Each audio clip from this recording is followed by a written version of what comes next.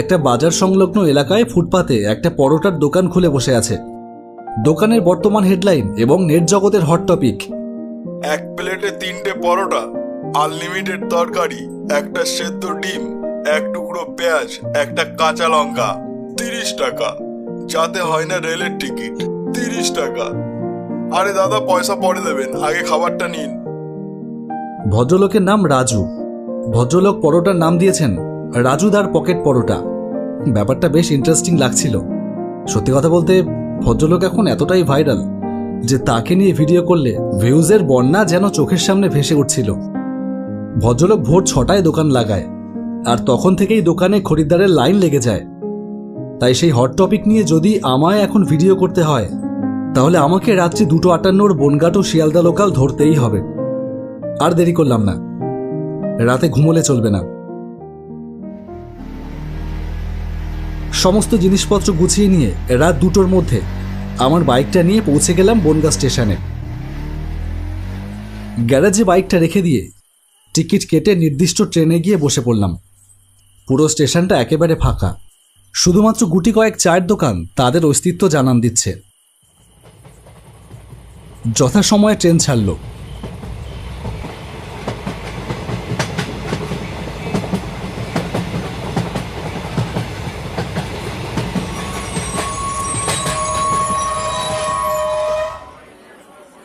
Train থেকে নেমে স্টেশনের বাইরে এসে এগিয়ে গেলাম সেই মার্কেটটার দিকে।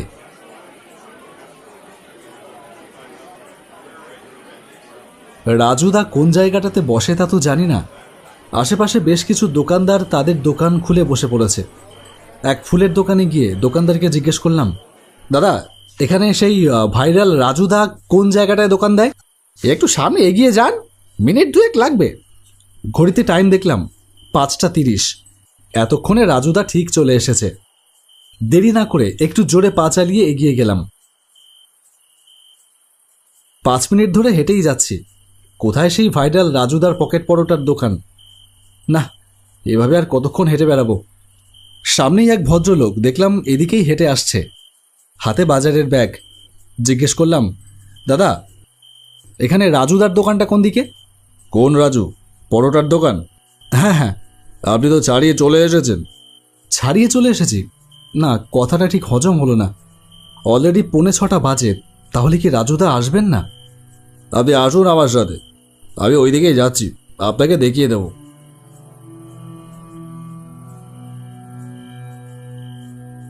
লোকটার সাথে বেশ কিছুটা আসবার পরে একটা জায়গা দেখিয়ে দিয়ে লোকটা বলল, এই জায়গাতেই বসে রাজু, কিন্তু এতক্ষণে তো চলে আসবার কথা, আসবে কিনা দেখুন।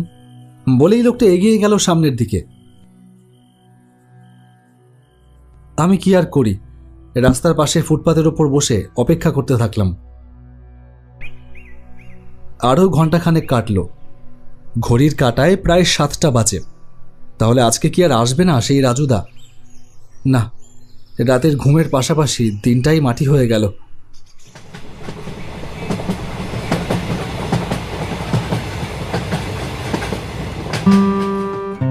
বাড়ি ফিরে এলাম। দুপুরটা ঘুমিয়েই কাটালাম। বিকেলে শিবুদার চায়ের দোকানে এসে বসলাম। বিকাশ বলল, কিরে সমু, তোর চ্যানেলের খবর কি? আর বলিস না,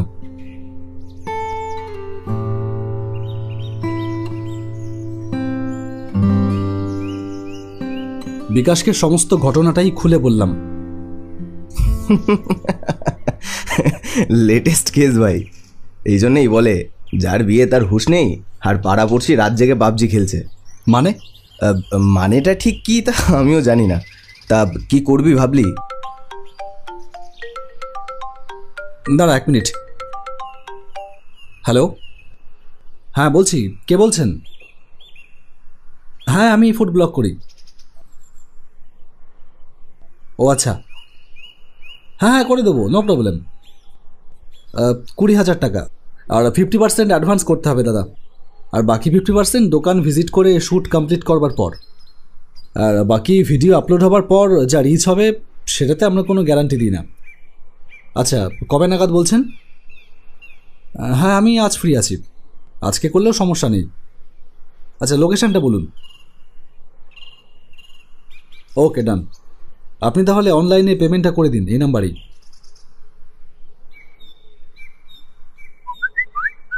কি ব্যাপার ভাই? কে? গুমা থেকে এক ভদ্রলোক ফোন করলেন, তার দোকানের প্রমোশন করতে হবে। ওহো, সেলিব্রিটি। আরে কি যে বলিস না, আসলে এই ফুড ব্লগারদের কাজটাই তো এটা, ভালো খাবারের রিভিউ দিয়ে সেটাকে প্রমোট করা। কিন্তু আজকাল ফুড ব্লগিংয়ের নামে যে সমস্ত নোংরামি হচ্ছে তার কি বলবো। থাক, চুপ কর, তুইও কিছু কম যাস না। কি করব বল, স্রোতের সাথে গা ভাসাচ্ছি আর কি। যাকে বাদ দে, এখন যেতে হবে গুমা। অলরেডি 5:20 বাজে, 6:28 ট্রেন। বলছি তুইও চল না আমার সাথে, মজা হবে বেশ। এমনিতেই প্রমোশন, অতএব ফ্রিতে খেয়ে আসতে পারবি। না রে, আমার হবে না। আমার আজ একটু কাজ আছে, রাতে ব্যারাকপুর যাব। যদি বলিস তো আমি আমার কাজ মিটিয়ে গুমা পৌঁছে যাব, তারপর ওখান থেকে একসাথে আসা যাবে। ওকে, ডান। আমার হয়ে গেলে আমি স্টেশনে তোর জন্য ওয়েট করবোক্ষণ, আর তুই গুমা ঢুকে আমায় একটা কল করিস। Okay bro. By the way, দোকানটা গুমার কোথায়? বেশি দূরে না, বললো তো স্টেশন থেকে বেরিয়ে ডান পাশে রাস্তা দিয়ে মিনিট 5-এর হাঁটা পথ। দোকানের নাম রাজবাড়ি হোটেল। ঠিক আছে, তাহলে বেরিয়ে পড়, আর দেরি করিস না। গুমায় যখন ট্রেনটা থামলো তখন সন্ধ্যা 7:15 বাজে। স্টেশন থেকে বেরিয়ে ভদ্রলোকের কথা মতো ডান পাশের রাস্তাটা ধরলাম। মিনিট 10 হেঁটে এলাম, তবে রাজবাড়ি হোটেল নামে কোনো হোটেল চোখে পড়ল না।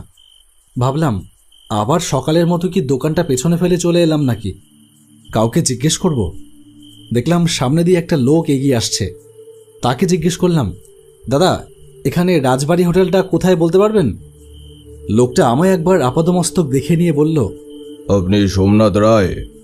ভদ্রলোকের গলার আওয়াজ শুনে বুঝলাম ইনিই বিকেলে আমায় ফোন করেছিলেন। বললাম, হ্যাঁ, আপনি আমাকে বিকেলে ফোন করেছিলেন? হ্যাঁ, আমার সাথে আসুন। ভদ্রলোকের সাথে কিছুটা এগিয়ে গেলাম। বাদিকে একটা গলি মতো রাস্তা চলে গেছে। গলিটায় অন্ধকার খাখা করছে। ভদ্রলোক সেই গলির মধ্যে ঢুকে পড়লেন। আমিও তার পেছন পেছন এগোলাম।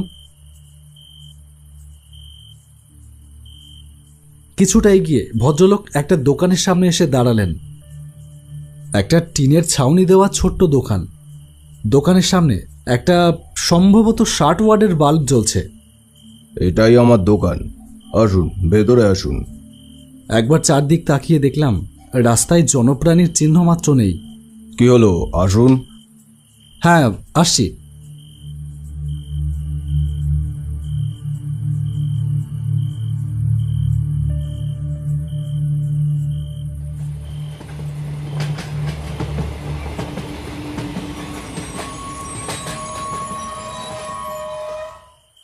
ব্যারাকপুর থেকে কাজ মিটিয়ে ফিরতে ফিরতে বেশ লেট হয়ে গেল।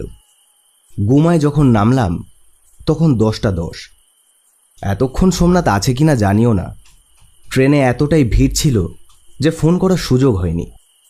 তবে সোমনাথ যখন বলেছে কাজ মিটে গেলে অপেক্ষা করবে, তখন নিশ্চয়ই অপেক্ষা করবে। স্টেশনের বাইরে এসে ফোন করলাম সোমনাথকে। সুইচ অফ বলছে। কি ব্যাপার? শুটে আসলে সোমনাথ সবসময় ফোনটা ফুল চার্জ দিয়ে নিয়ে আসে, তাহলে সুইচ অফ থাকবে কেন? তাহলে কি এখনো শ্যুট কমপ্লিট হয়নি? শ্যুট করার সময় ও ফোনটাকে এয়ারপ্লেন মুড করে রাখে। আরও কিছুক্ষণ দাঁড়িয়ে অপেক্ষা করলাম, তারপর আবার ফোন করলাম।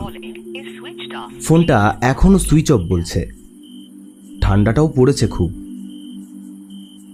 মোবাইল ডেটা অন করতেই একটা মেসেজ এলো হোয়াটসঅ্যাপে। সোমনাথের মেসেজ। লাইভ লোকেশন সেন্ড করেছে, আর তার নিচে আর একটা মেসেজ, সেভ মি। মেসেজটা পড়ে চমকে উঠলাম। সোমনাথ কি তাহলে কোনো বিপদে পড়েছে? না, দাঁড়িয়ে দাঁড়িয়ে ভাবলে চলবে না। লাইভ লোকেশন ধরে এগোতে লাগলাম।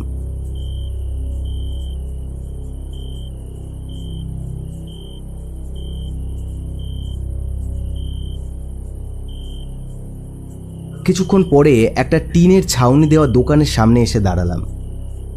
লোকেশনটা এখানেই দেখাচ্ছে।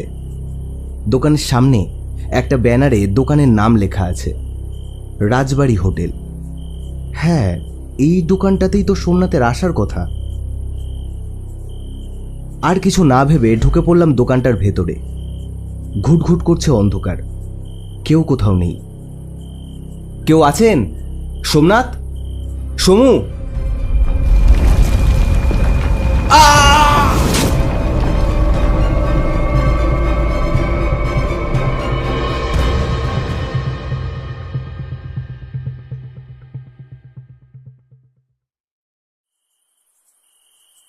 যখন জ্ঞান ফিরল তখন দেখলাম পাশে একটা চেয়ারে সোমনাথ বসে আছে। ওর হাতটা পিছন থেকে বাঁধা। আমারও একই অবস্থা। এগুলো কি হচ্ছে সোমনাথ? জানি না, যদি বেঁচে ফিরি তাহলে সব বলবো। তবে ভাই, আজ বিকেলে যে আমায় ফোন করেছিল, সে সে মানুষ না ভাই, সে মানুষ না। মানে? একটা হাসির শব্দে ঘরটা কেঁপে উঠল। সামনে দাঁড়িয়ে আছে সেই পিশাচটা।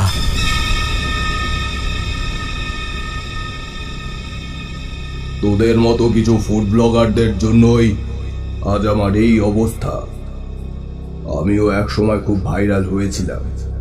প্রতিদিন শয়ে শয়ে লোক আসতো আমার দোকানে, কিন্তু কাস্টমারের চেয়ে ব্লগারদের সংখ্যাই ছিল বেশি। তাদের কথার উত্তর দিতে গিয়ে আমি কাস্টমারদের সামলাতে পারতাম না। আমি তো এরকম ভাইরাল হতে কোনোদিনও চাইনি। শুধু চেয়েছিলাম ব্যবসা করে পরিবারের মুখে অন্ন তুলে দিতে।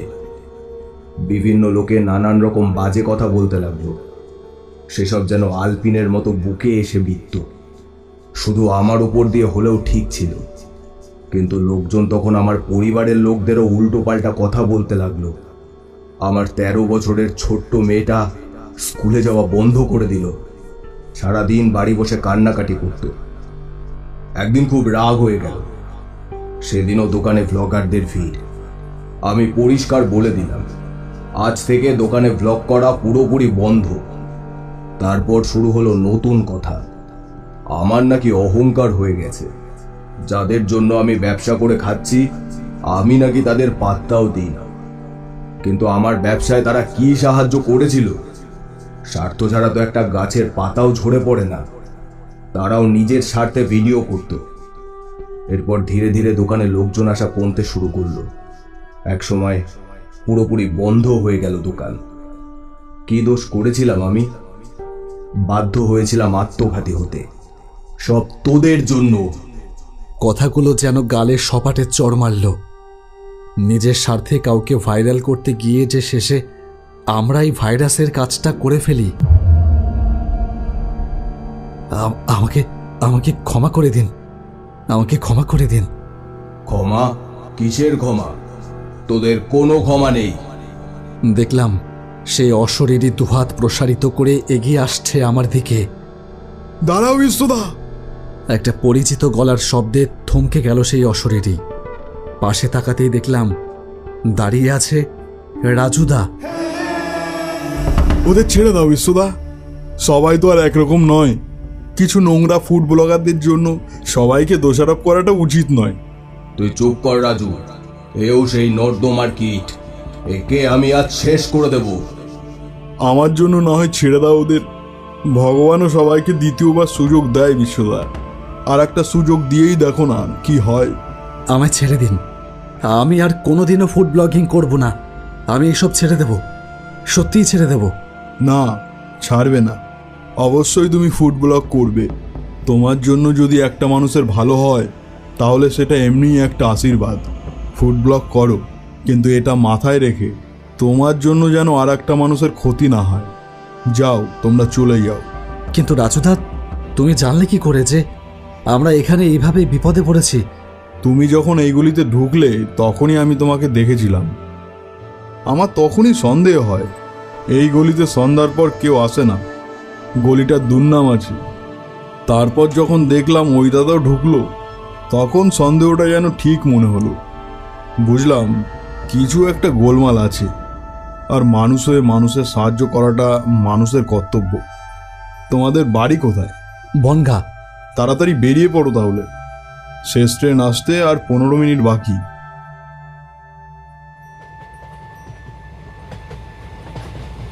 স্টেশনে আসতেই ট্রেনটা পেয়ে গেলাম। কামরাটা একদম ফাঁকা। বিকাশ বলল, এবার বলতো কি হয়েছিল? একবার স্মৃতি হাতড়ে গুছিয়ে নিলাম ঠিক কি কি ঘটেছিল আমার সাথে।